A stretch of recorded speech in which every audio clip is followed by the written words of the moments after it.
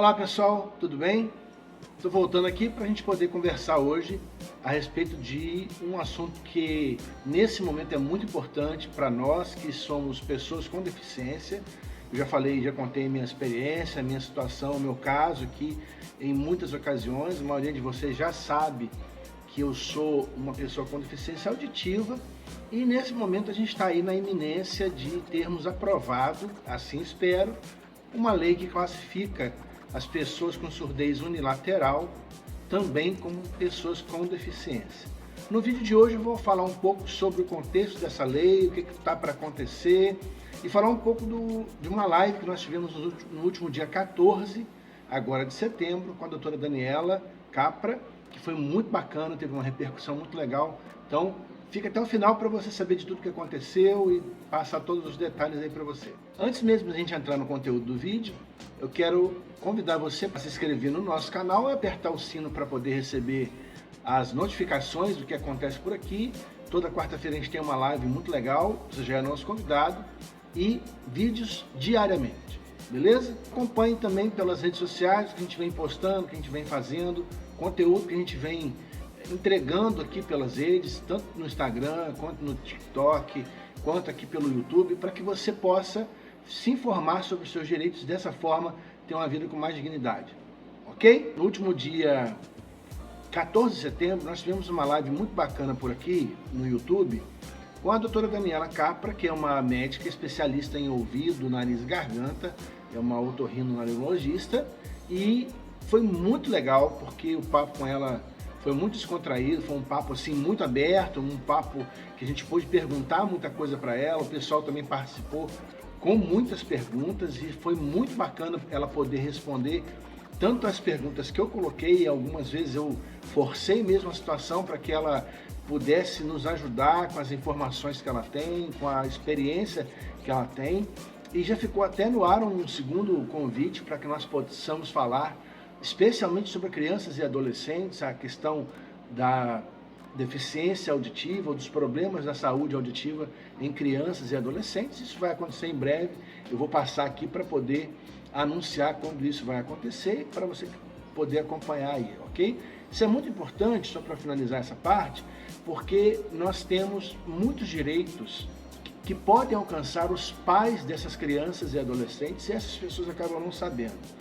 Não é? Então, assim, muito importante que a gente tenha em mente que a grande maioria das pessoas não sabe, não tem conhecimento dos seus direitos. E isso, por si só, é um grande prejuízo que as pessoas acabam sofrendo. Bom, mas retornando então ao dia 14 de setembro, nessa conversa com a doutora Daniela, a gente fez muitas perguntas para ela, especialmente sobre as questões aí de saúde do ouvido, né, da saúde da audição, e ela colocou situações assim muito importantes dos cuidados e prevenções com a saúde do ouvido, que todos nós podemos tomar, e especialmente falou também sobre as questões que envolvem, né, as barreiras que nós temos diante de um quadro de perda auditiva. Nesse dia 14, ela falou algo que é muito sério, que é o ruído, a questão do ruído natural que todos nós estamos expostos e como que esse ruído se torna uma grande barreira para aqueles que têm perda auditiva, seja leve, moderada, grave, enfim, não vou entrar nesse aspecto aqui agora dos graus das perdas, porque é papo para uma outra hora. Mas eu fiquei muito marcado com a conversa da doutora Daniela em razão da questão das perdas auditivas e dos ruídos, justamente porque eu narrei que uma das minhas maiores barreiras, eu tenho perda bilateral, né, 0 no ouvido esquerdo e mais de 50% no ouvido direito, e toda vez que eu estou num ambiente que existe um ruído natural, não precisa nem ser um ruído muito grande, tá? Um ruído natural daquele ambiente, mais 2, 3 pessoas falando, eu acabo ficando de fora das conversas, geralmente num almoço, num restaurante com outras pessoas, onde tem burburinho de gente falando, eu acabo ficando de fora da conversa, porque é naturalmente constrangedor toda hora a gente ficar perguntando para os nossos amigos e parentes o que eles estão falando, porque a gente não consegue identificar exatamente por conta da nossa perda auditiva. Então isso me marcou muito, pessoal, porque eu sei que vocês que estão vendo esse vídeo aí agora, que se identificam com esse problema, também tem o mesmo tipo de barreira, entre outras que foram narradas aquele dia. Por exemplo, algumas pessoas que vieram no chat lá da live e narraram que foram atropeladas até mais de uma vez. Teve uma pessoa, não vou me lembrar o nome dela aqui agora, mas ela narrou que foi atropelada 2 vezes, porque ela não percebeu a audição. É uma condição importante, né, do ser humano, e ela não percebeu que estava se aproximando um veículo, uma moto, não me lembro, e aí foi atropelada mais de uma vez. Então, para vocês que estão vendo o vídeo aí agora, ouvindo esse relato, e que se identificam de alguma forma, muito importante marcarmos aqui uma posição, porque já eu vou entrar no contexto da lei que nos aguarda aí proximamente, assim espero, né? Porque a grande questão que a gente está lutando para que essa lei que ela venha a acontecer, é justamente com relação ao conceito de uma pessoa com deficiência. A Lei Brasileira de Inclusão, no seu artigo 2º, vou até colocar aí na tela aí, fala que pessoa com deficiência é aquela pessoa que, diante de uma ou mais barreiras, então perceba, basta uma barreira, basta uma, não precisa ser mais de uma. E aqui eu falei uma, né? A questão do ruído ambiental, basta isso, eu não vou nem dar outros exemplos para não esticar muito aqui o vídeo. Mas então perceba, a lei brasileira que trata da inclusão das pessoas com deficiência se refere ao conceito da pessoa com deficiência, trazido lá da Convenção Internacional da ONU em 2007, que essa pessoa se classifica como aquelas que, diante de alguma barreira, enfrentam aí essas dificuldades de inclusão, né? Não vou aqui comentar exatamente o texto da Lei Brasileira de Inclusão, mas você já viu aí na tela, e a gente sempre vem aqui falar sobre isso e está bem claro esse ponto.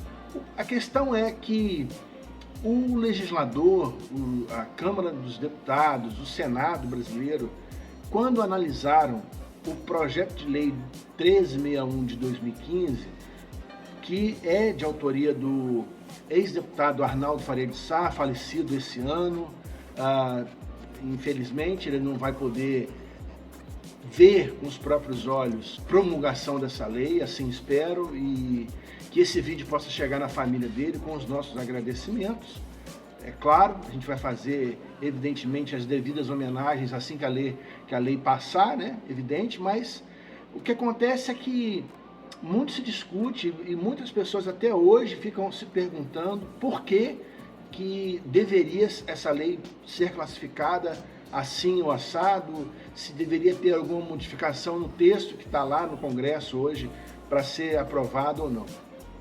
Então perceba, existem alguns critérios que são importantes, é isso que eu queria falar aqui para você hoje, para nós identificarmos uma pessoa com deficiência. O primeiro delas é o critério legal, é o critério jurídico. É o que está na Lei Brasileira de Inclusão, artigo 2º, e lá na Convenção Internacional da ONU de 2007 também, que uma pessoa, diante de uma ou mais barreiras, ok? Diz quais são os tipos lá, né? Está aqui na sua tela para você ver de novo, diz quais são os tipos de incidência das deficiências, física, mental, intelectual ou sensorial. Então, a primeira coisa é essa. A segunda é a questão médica, né? Da questão orgânica. Então, para isso nós temos a Classificação Internacional de Doenças, que é a famosa CID, que vem sempre nos laudos médicos. E a terceira é a Classificação Internacional de Funcionalidade, que é a CIF, que é muito pouco falado, muito pouco comentado por aqui. Se você procurar aqui no YouTube ou no próprio Google, você vai encontrar essa informação, o que é a CIF. mas é muito pouco conversado, é muito pouco falado por aqui. O importante é dizer que a CIF, que é a Classificação Internacional de Funcionalidades, já é algo consolidado na medicina internacionalmente, e que muitos países que hoje já adotam a surdez unilateral como deficiência para classificar algumas pessoas, tiram da própria CIF, que é a Classificação Internacional de Funcionalidade, esse critério. Porque se você observar lá na CIF, a pessoa que tem perdeu a funcionalidade de um dos ouvidos, ela logicamente, é uma questão lógica, não precisa ser médico, não precisa ser cientista, não precisa ser nenhum mágico da inteligência para poder afirmar, constatar isso. Pessoa que perdeu a funcionalidade de um dos ouvidos, ok? Ela evidentemente vai ter dificuldades, vai ter barreiras, vai ter limitações. Isso é uma coisa óbvia. Agora, para aqueles que entendem que essas pessoas que perdem a funcionalidade de um órgão e tem outro, no caso, para poder utilizar, e acham que isso é tranquilo, é normal, é simples. Experimenta passar um dia na sua vida com um ouvido ou um olho completamente tapado. Pronto, experimenta para ver o que acontece na sua vida. Então aqui vai o meu recado para essas pessoas que são capacitistas, que acham que pelo fato da pessoa ter capacidade para trabalhar ou capacidade para exercer as suas atividades, isso não tira dela a condição de ser igualada, né? Estar dentro do princípio da igualdade previsto pela Constituição Federal e pela Lei Brasileira de Inclusão para as pessoas com deficiência. Então, aqui vai meu recado para você, experimenta fazer esse exercício, não é? Eu queria dizer para você agora, contextualizar um pouco do que é essa lei que a gente está aguardando, que vem do projeto 1361 de 2015. Então essa lei ficou por muito tempo, esse projeto, perdão, ficou por muito tempo parado na Câmara, lá na CCJ. Havia uma liderança do movimento dos surdos unilaterais no Brasil. Essa liderança acabou se afastando por questões, eu acredito que pessoais, inclusive. Eu não conhecia essas pessoas e já há alguns anos, já há 2 ou 3 anos, eu acabei, nem sem querer, meio por acaso, assumindo um pouco essa liderança do movimento dos surdos unilaterais no Brasil, sempre marcando a posição de que eu não tenho e não terei pretensões político-partidárias, porque eu não tenho esse perfil, e a essa altura da minha vida é algo que está completamente fora de propósito e eu não tenho a menor aspiração para isso. E também acho muito importante registrar isso aqui nesse momento, que nós estamos às vésperas da votação do PL lá na CCJ, que eu não preciso ter cargo político para poder fazer política. Ninguém precisa disso. Eu já venho lutando e trabalhando para a aprovação desse projeto de lei há muito tempo, sem ter nenhum cargo político. Né? Não é fácil, não é simples, não é barato fazer isso. A gente tem pressão de todo lado, tem gente que aproveita para tentar se beneficiar individualmente, e eu detesto isso. É um movimento para o grupo, não é uma advocacia para uma pessoa que eu estou fazendo. É muito diferente da minha profissão, ok? Então, infelizmente, muitos aproveitadores acabam chegando nesse momento, querendo dar pitaco, querendo dizer como é que tem que fazer, como é que tem que deixar de fazer, isso aquilo outro, ou então querendo se beneficiar individualmente de alguma forma. E na mesma hora, eu não tenho compromisso com esse tipo de pessoa, eu tenho compromisso com o movimento, que são quase 10 milhões de pessoas no Brasil todo, que têm o mesmo problema que eu tenho e que precisam sair do limbo jurídico que existe hoje. Esse é o meu compromisso e continuará sendo, porque nós sabemos muito bem, isso foi falado inclusive na live do dia 14, que a aprovação dessa lei é só o primeiro passo, que nós teremos muitos outros pela frente. A gente vai ter ainda muita coisa para resolver mesmo depois que a lei seja aprovada. Assim como exemplo do que aconteceu com a lei do monocular no ano passado, em 2021, mesmo depois da lei aprovada, nós ainda continuamos lutando e lutando bastante, não tenham dúvida disso, eu trabalho com isso diariamente. A maior parte das pessoas que eu atendo hoje são pessoas com visão monocular e que buscam seus direitos e que mesmo com a lei aprovada, pasmem, ainda tem muitos órgãos federais, estaduais e municipais que negam os direitos dessas pessoas, alegando que essa lei não tem validade ou que não desconhecem a lei. Enfim, se você acha que para os surdos unilaterais será diferente, você está completamente enganado. A gente vai continuar tendo que lutar e lutar muito para poder colocar a casa em ordem. Mas, enfim, faz parte da situação. Então, o projeto de lei tramitou, houve lá uma liderança anterior, eu assumi, né, como eu estava dizendo, há 2 ou 3 anos atrás. Estive pessoalmente em Brasília para poder fazer com que esse projeto de lei tramitasse devidamente. Tive uma ajuda muito especial do deputado Áureo Ribeiro, que foi fundamental, ele e a sua equipe, para que isso acontecesse. Fomos atendidos também no Ministério dos Direitos Humanos, pela equipe da ministra Cristiane, que é a atual ministra lá da pasta, e nesse momento pelo deputado Arthur Maia, que tem se manifestado pelo Instagram, falado comigo pelo Instagram, se comprometeu em agendar para, logo na sequência das eleições, a sessão de votação para que a lei possa ser votada lá na Comissão de Constituição e Justiça da Câmara, e já me autorizou também participar dessa sessão. A única dúvida que nós temos agora, não sei se esse vídeo vai chegar no deputado Arthur Maia, é se essa data vai ser logo após o primeiro turno ou se houver um segundo turno, será após o segundo turno.